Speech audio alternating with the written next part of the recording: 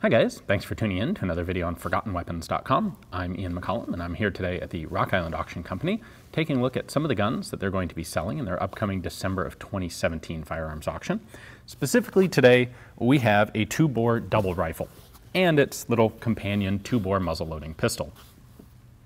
Now 2-bore is a measure of, well, obviously bore diameter, and it comes from the classic way of measuring barrel size, which is how many round balls the size of the bore does it take to make 1 pound. This is a really kind of strange measuring technique, but it's what we still use today. That's what determines 12 gauge, aka 12 bore, or 20 bore, or pretty much any standard shotgun size. Well, the biggest rifles and shotguns that were ever actually really used in the field were 4 bore, meaning that 1 pound of lead would make 4 round lead balls the size of the barrel diameter. So a 4 bore is basically a 1 inch in diameter projectile. And 4 bore hunting rifles, or stopping rifles as they're typically called, are really, really huge, humongously recoiling, just incredibly intense firearms. They were not used much. They were called stopping rifles because their primary purpose was to stop a charging very large animal at very close range. Something where shooting it with any sort of standard sort of safari rifle would inevitably kill it. But with a stopping rifle was there for when you needed that Cape buffalo that's 20 feet away right there and charging at you to just drop dead right there. Because if you hit it and it runs over you and then dies 5 feet behind you, that doesn't really do you any good. Hence the stopping rifles, and 4 bore was as big as it got. However, there are a few references out there to 2-bore rifles, and a number of them have been made. Now 2-bores are pretty much rifles that are made for the spectacle of being a 2-bore rifle, and this is no exception. It's a double rifle here.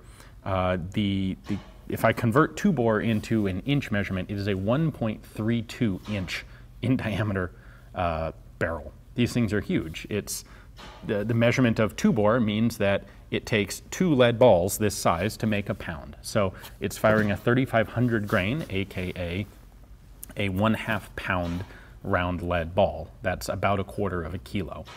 It is a black powder rifle, so it's firing those at about 1,200 feet per second. And that makes for about 12,000 foot-pounds of muzzle energy. Now, this rifle weighs 44 pounds, so it's really not practical to carry. It's really very difficult just to shoulder and fire without a support underneath it. But it is a legitimately monstrous firearm, and that's what it was made for. This was custom made to a customer's specifications by Stolzer Son, like I said, out of Kansas.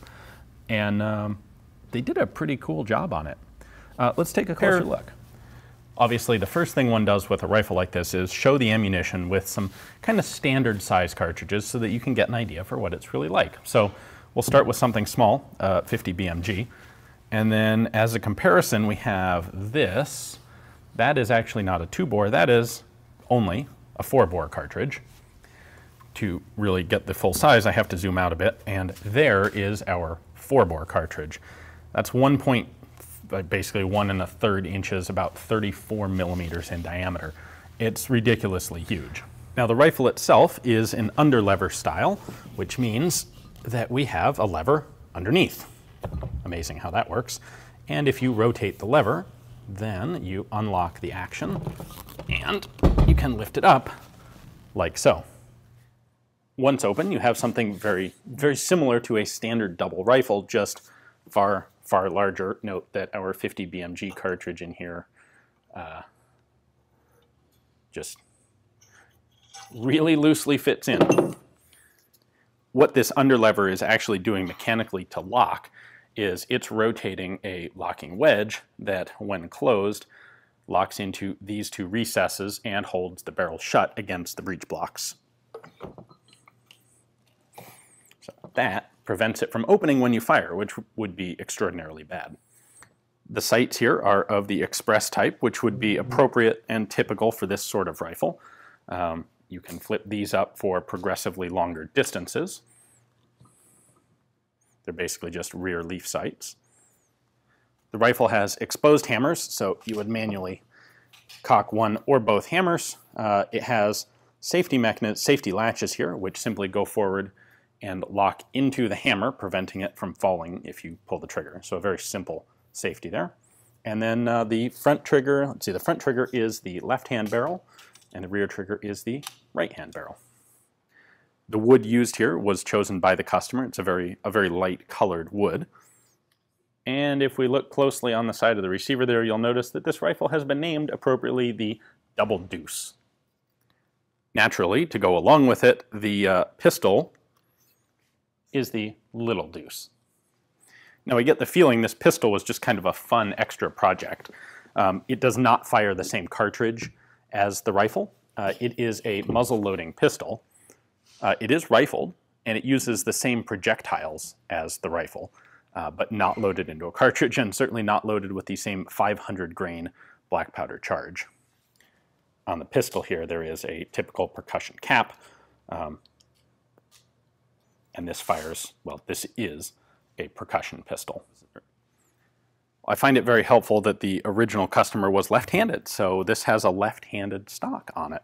The cheek riser here is actually quite thin because in order to not shatter into 1,000 pieces when you fire, the stock has to be quite thick. So I figured you kind of have to put something like this into proper perspective. This thing is just ridiculously large, and 44 pounds may not be the world's heaviest weight, but when a lot of it is hanging out at the end of the barrels, it is quite a job to try and actually shoulder this thing.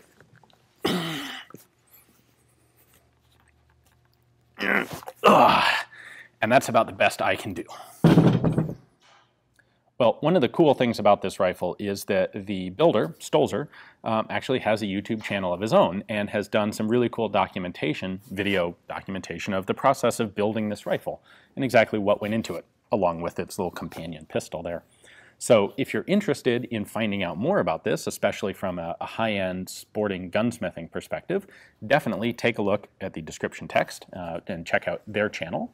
And of course, also down there, you'll find a link to Rock Island's catalog pages for both the rifle and the pistol. They're being sold separately.